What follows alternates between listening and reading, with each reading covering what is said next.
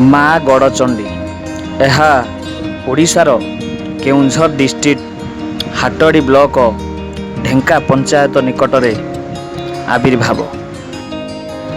ଭଦ୍ରକରୁ କେଉଁଝର ରୋଡ଼ରେ ଗଲେ ମା ଗଡ଼ଚଣ୍ଡୀଙ୍କର ରାସ୍ତା ପଡ଼ିଥାଏ।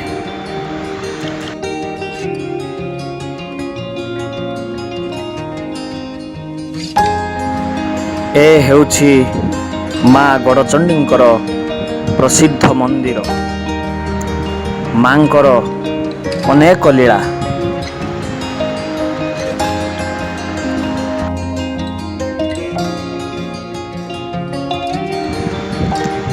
ଏହି ଗେଟରୁ ମାଙ୍କ ପାଖକୁ ଯିବା ପାଇଁ 2 କିଲୋମିଟର ରାସ୍ତା ପଡ଼ିଥାଏ। ତ ଚାଲନ୍ତୁ ମାଙ୍କ ପାଖକୁ ଆଗେଇ ଯିବା।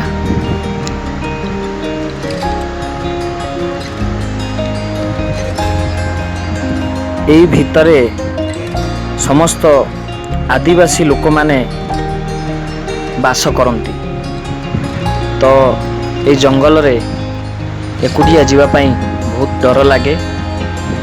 ତଥାପି ମାଙ୍କ ପାଖକୁ ଗଲାବେଳେ କିଛି ବି ଅଘଟଣ ଘଟେ ନାହିଁ, କାରଣ ମା ଯାହାର ସାହା ତାର କ'ଣ ହବ। ତ ଆସନ୍ତୁ ବୁଲିଯିବା ମା ଗଡ଼ଚଣ୍ଡୀ।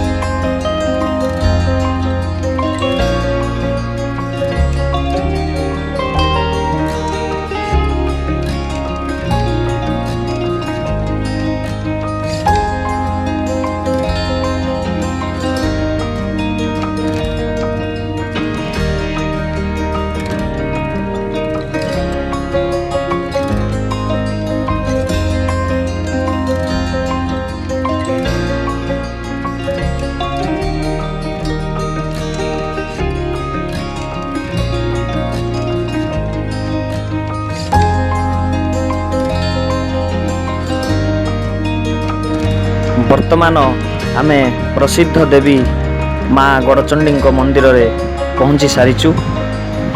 ତ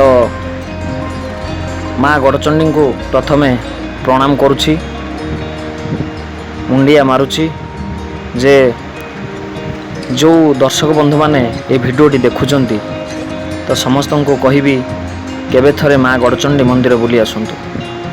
ସୁନ୍ଦର ତୃପ୍ତିର ଅବସାଦ ନାହିଁ, ଯେତେ ଦେଖୁଥିଲେ ନୂଆ ଦିଶୁଥାଇ। ତ ଚାଲନ୍ତୁ ମନ୍ଦିର ଭିତରକୁ ଗମନ କରିବା, ଦେଖିବା କିଛି ନୂଆ ନୂଆ ଜିନିଷ, ନୂଆ ନୂଆ କିମ୍ବଦନ୍ତୀ। ମାଙ୍କର ଏ ମନ୍ଦିରରେ କିଛି ଅଲୌକିକ ରହସ୍ୟ ରହିଛି।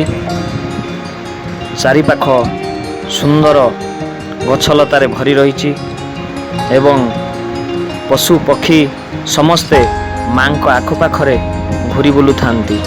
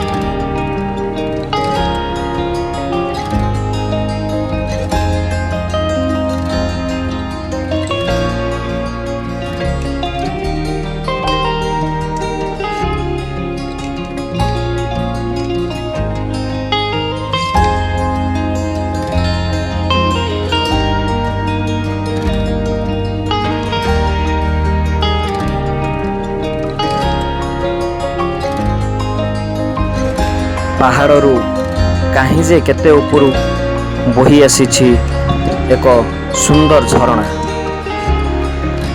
ଯାହାର ପାଣି ସବୁବେଳେ କୁଳୁ କୁଳୁ ନାଦରେ କମ୍ପି ଉଠୁଥାଏ। ଆହା, କି ସୁନ୍ଦର, କି ସୁନ୍ଦର ଏଇ ମାଙ୍କର ମନ୍ଦିର। ତ ଆସନ୍ତୁ ଏବେ ମାଙ୍କ ପାଉଛରେ ମାଙ୍କ ପାଖକୁ ଯାଇ ମାଙ୍କୁ ପ୍ରଥମେ ଦର୍ଶନ କରିବା।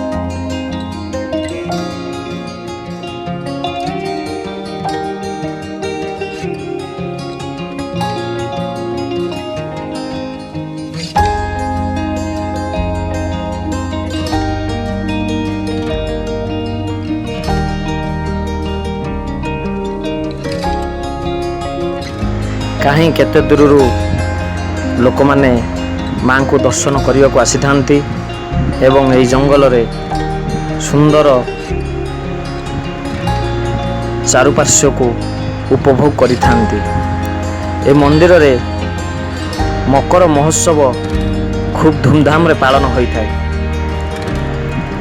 ତ ସମସ୍ତଙ୍କୁ ଅନୁରୋଧ କରିବି, କେବେ ସୁଯୋଗ ମିଳିଲେ ଏ ମନ୍ଦିର ଭ୍ରମଣ କରିବାକୁ ଯାଆନ୍ତୁ।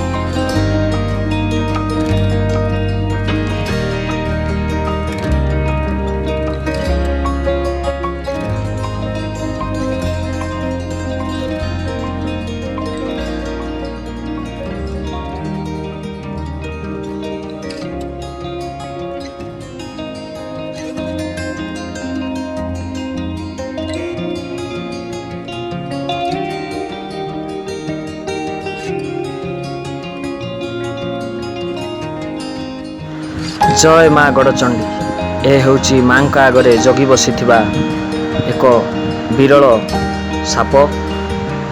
बर्तमान समस्ते देखिनियंतु माँ गड़चंडी को, जे कि माँ 16 शताब्दी रे जड़े वृद्ध लोक को स्वप्नाकृत होइथिले। से वृद्ध लोकों द्वारा ए मंदिर हो पारिछि, कारण माँ पहाड़र सभा अग्रभागरे आविर्भाव होइथिले। तो एमिति किछि रहस्य अछि ମୁଁ କହିବି ଆଗକୁ। ତ ବର୍ତ୍ତମାନ ପାଇଁ ମାଙ୍କର ମନ୍ଦିର ଭିତରେ ଟିକେ ବୁଲି ଆସନ୍ତୁ। ମାଙ୍କ ମନ୍ଦିର ଭିତରେ ବହୁତ ଗୁମ୍ଫା ରହିଛି, ଯେଉଁ ଗୁମ୍ଫାରେ କି ଆପଣମାନେ ବୁଲି ପାରିବେ।